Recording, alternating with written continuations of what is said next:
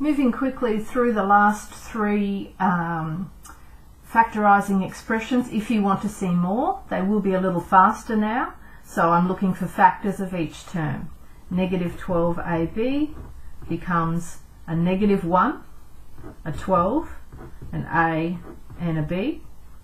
16b becomes a 16 and b. And then I'll look for any more factors here for our numbers, which is 4 by 4, 2 by 2 by 2 by 2. Over here, 12 becomes 3 by 4 and 2 by 2. A lot of factors there. Don't forget the negative 1. Okay, into my Venn diagram now. Common. What have I got? I can see a B. There's a B that's common. I can see some 2's. So I've got 2 2's here and 2 2's here. So 2 by 2. You could put a 4 if you wanted to. Alright, let's see what's left.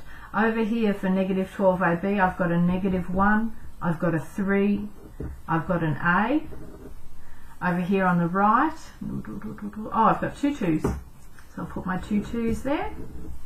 Okay, now let's write it out, remembering that what's common to both, that highest common factor, will be 4b, and left inside the remaining circles, negative 1 by 3a, which is negative 3a, and 2 by 2 is 4.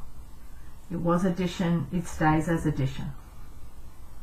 Next one, 15x squared, take away x. First of all, I do my my factor trees.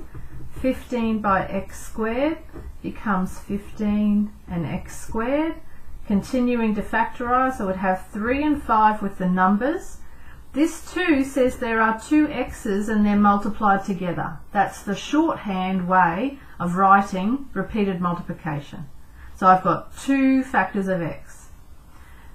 Taking my x on its own, remember you've got to give it something so that you can work with your Venn diagram. X times 1 will be itself, no matter what x is.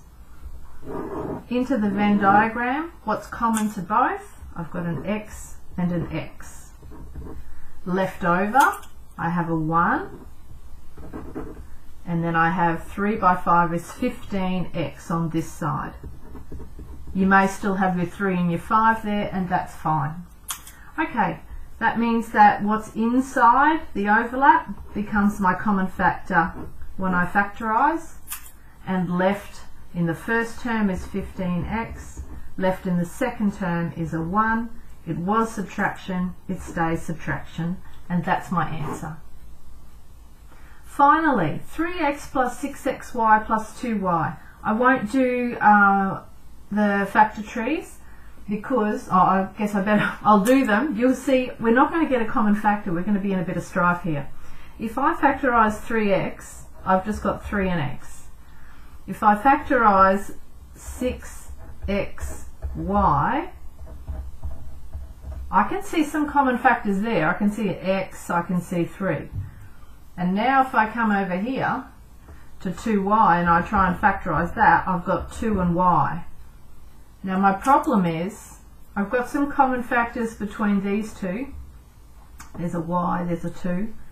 I've got some common factors between the first 2 terms, 3 and x, but there is nothing common to all 3.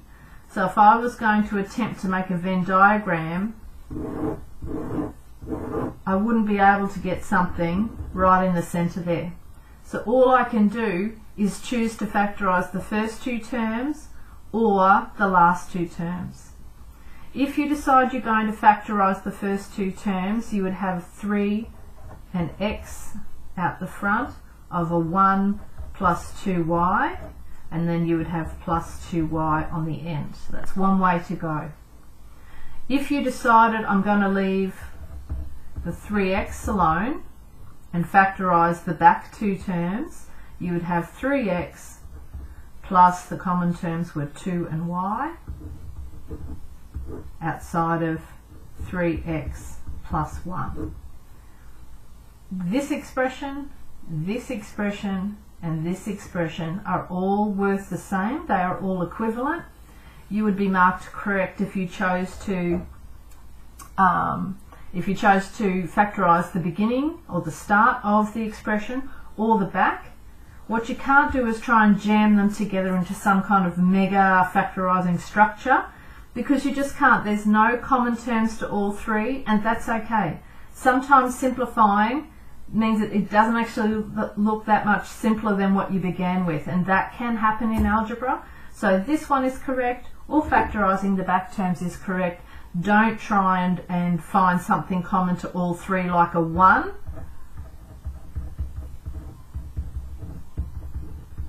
Because you're not really generating anything useful there. So just factorise what you can, and that's okay.